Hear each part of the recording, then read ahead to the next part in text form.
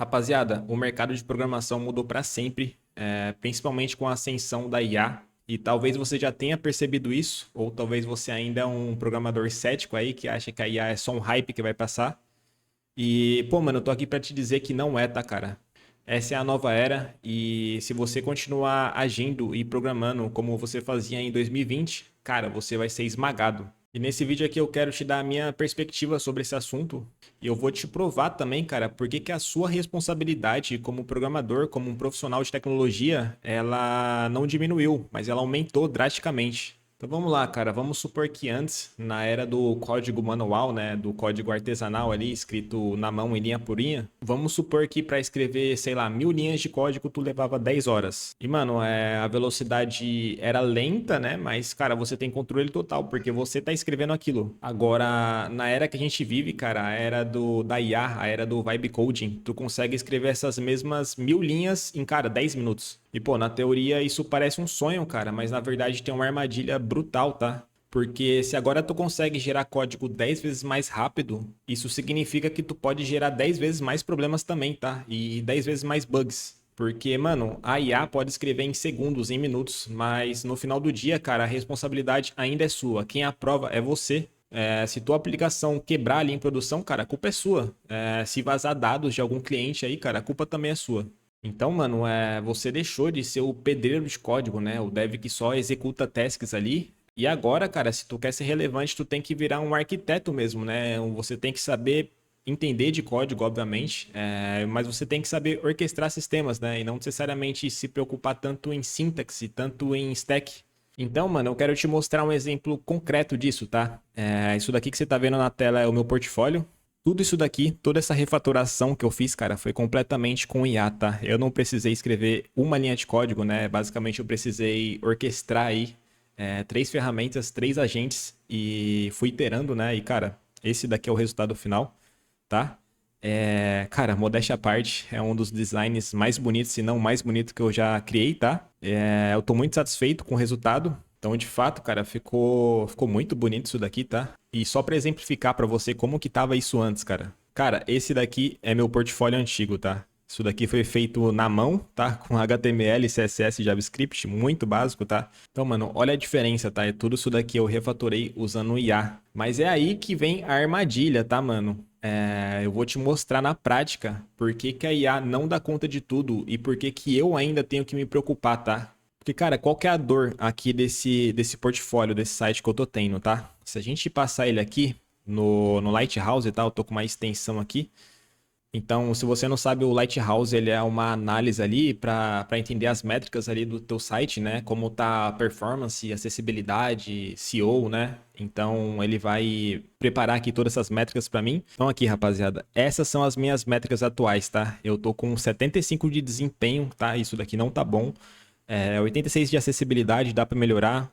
Boas práticas tá perfeito, o SEO tá perfeito. E por que, mano, que esse desempenho tá 75, tá? Se você ver aqui, tem esse LCP, né? O Largest Contentful Paint, que tá, cara, com tempo de carregamento de quase 9 segundos, tá? E isso daqui, cara, muito por causa desse GIF aqui, tá? Que ficou muito fera, eu curti muito, ainda tem espaço para melhoria. Obviamente eu melhorei o desempenho desse cara, né? Então o arquivo bruto ali tava com 25 megabytes, eu consegui transferir isso para WebP, né? Para ter um desempenho ali melhor, ser mais acessível, mas mesmo assim, cara, esse GIF aqui que vocês estão vendo girando, cara, ele tá com 9 megabytes, tá? Isso daí ainda é um problema e eu tenho consciência disso, mas a IA não, mano. A IA nem sequer me alertou sobre esse ponto, tá? Eu que precisei ir atrás, eu que precisei falar para ela, cara, isso aqui não tá bom, a gente precisa melhorar, me ajude a entender a melhor estratégia para otimizar isso.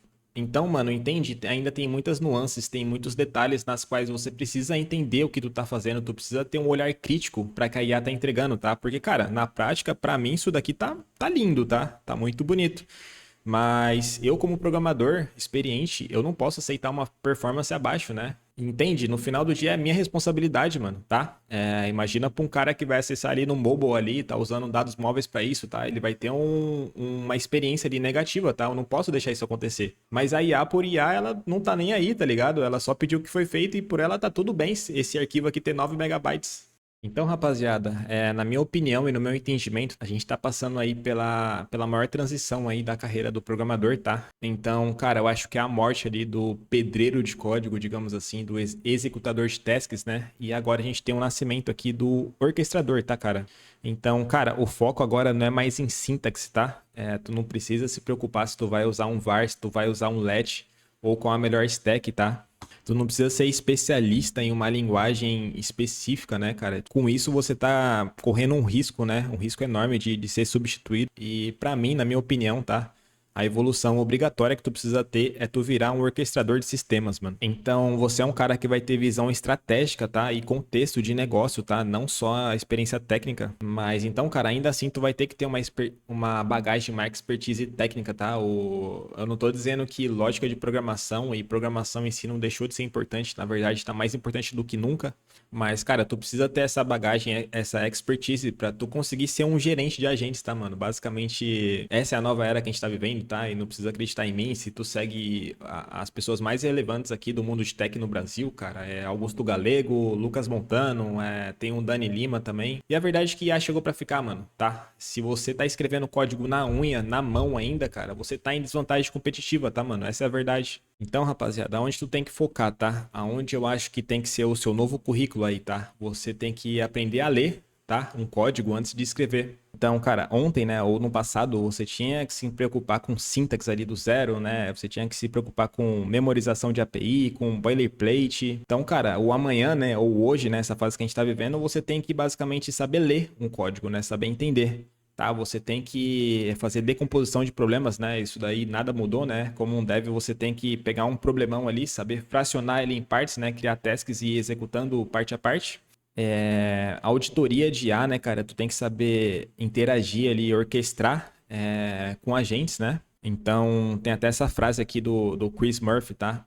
Programadores que usam IA substituirão programadores que não usam, tá? O foco muda de codar para melhorar o código. Então, mano, onde que tá o valor profissional aqui, tá? E aonde eu acho que tu pode mirar, tá? Se tu tá entrando de cabeça agora nesse mundo de tecnologia. Então, cara, o cenário do dev tradicional ali, o pedreiro de código, né? Eu gosto de chamar assim. Cara, você vê que tá limitado aqui, né? E sinceramente, eu acho que esse tipo de dev estático, eu acho que corre um sério risco de extinção, tá, cara, nos próximos 5 anos, ou até menos, até antes. E, mano, onde que tá o valor agora, tá, cara? Tu se transformar um engenheiro, né? Um arquiteto ali de IA, tá, cara? Então, tu vai ser um cara que entende o modelo de negócio, tá, cara? Eu já falei isso nos meus vídeos, mas, cara, entender regras de negócio vai ser cada vez mais importante. Saber orquestrar, né? Saber fazer auditoria de IA, de agentes. Então, aqui ele até traz, né, mano? O prêmio salarial está na capacidade de arquitetar sistemas híbridos seguros, tá? Não na sintaxe, tá, mano? Ficar pensando em sintaxe, ficar pensando em stack deixou de ser importante, cara. Não é isso que você deve focar.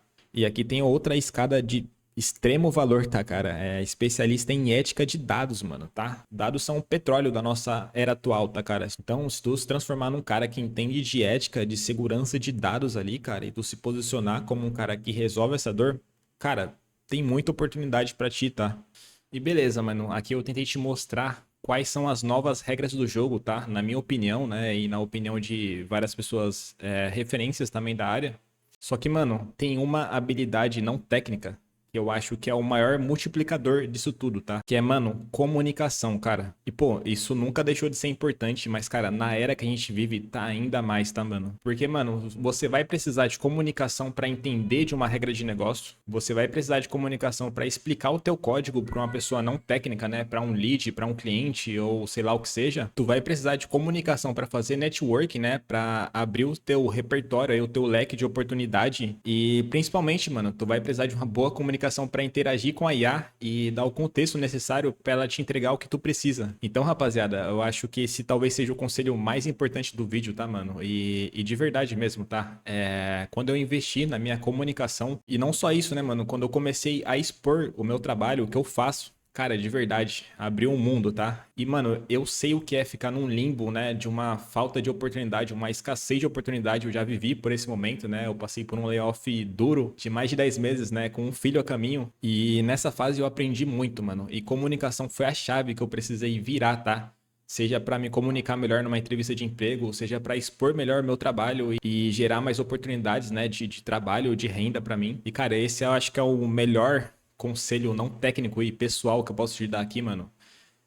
Invista na tua comunicação, tá, mano? Eu não tô falando que tu precisa, sei lá, dar a cara aqui, postar um vídeo no YouTube igual eu tô fazendo, mas, cara, você precisa expor o seu trabalho, mano. Você precisa que as pessoas saibam o que você faz. Porque, mano, a verdade é que se tu não se comunica tão bem, cara, tu tá perdendo vaga pra alguém pior tecnicamente que você, mas que sabe se comunicar, mano, que sabe se apresentar, tá ligado? E, mano, além de comunicação, tem outra palavra, tá, que mudou minha carreira pra melhor.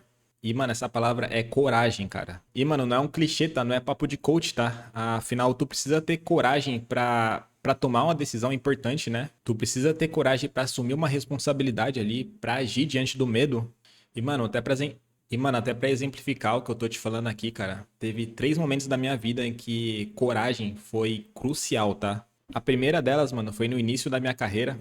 A minha primeira oportunidade de emprego, a minha primeira entrevista foi pra empresa que cuidava do site da Nike do Brasil. E, mano, eu só sabia o básico de front-end ali, tá, cara? Eu não tava preparado pra essa vaga, mas mesmo assim eu fui. Eu tomei a coragem, mesmo com medo, mesmo com as pernas tremendo ali na entrevista, cara. Eu fui. E no final das contas ficou tudo bem, deu tudo certo. Isso me ingressou no mercado de tecnologia, tá? Isso há 7 ou 8 anos atrás. E o segundo momento também, mano, em que eu precisei ter coragem, foi no período que eu passei por esse layoff de 10 meses, né? Eu tava num momento bem desesperador, eu acho que essa é a palavra, né? Dívida de mais de 20k, um filho ao caminho.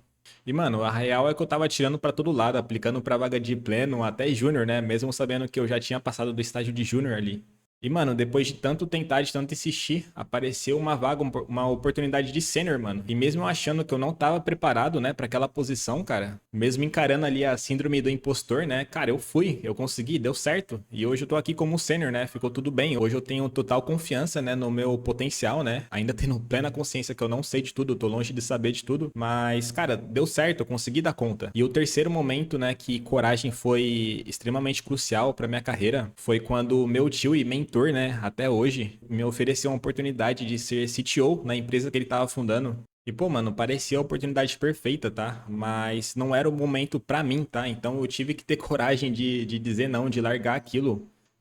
Pô, eu fiquei com medo, né, de largar um cargo ali com segurança, né, digamos assim. Mas, cara, hoje eu vejo que fez todo sentido eu ter essa coragem e tomar essa decisão de falar não também, tá? Então hoje eu basicamente troquei boas oportunidades por oportunidades excelentes. Então, mano, em todos esses momentos que eu falei aqui pra ti, quando eu escolhi agir, né, apesar do medo, e uma frase eu acho que é do Nelson Mandela, né, que ele fala que coragem não é a ausência do medo, né? A coragem é você agir perante ao medo, né? E em todos esses momentos, né, mano, que eu escolhi jogar um jogo desconfortável ali no começo, cara, é bizarro como depois de um tempo tudo se alinha, mano, tá?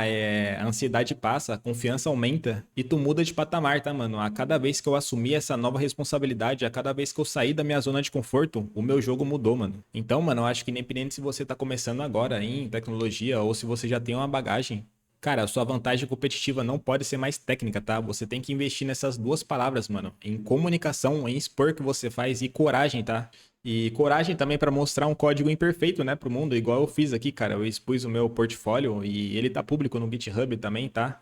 Mesmo sabendo que não tá perfeito, cara, eu entendo disso, eu assumo essa responsabilidade. Então, mano, eu acho que essa é a maior e principal mensagem desse vídeo aqui, tá? Além de tudo que a gente já viu, tu precisa principalmente de comunicação, expor seu trabalho e coragem para assumir a responsabilidade, mano. Porque a IA pode escrever código e ela deve escrever código por você, tá? Não tente competir com isso. Mas no fim, cara, ela não pode tomar a decisão por ti e ela não vai ter coragem por ti, tá? Isso daí vai ter que vir de você, mano.